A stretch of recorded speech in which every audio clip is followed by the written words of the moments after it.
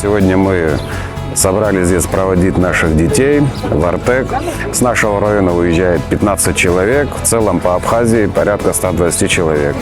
Конкурс проводился на основе отбора по предметам, в спортивных состязаниях. Пришли мы пожелать им напутственные слова. И по приезду, конечно же, они нам пообещали, что когда приедут, поделятся своими впечатлениями. Всем, кто принимал участие в этом, конечно же, огромное спасибо.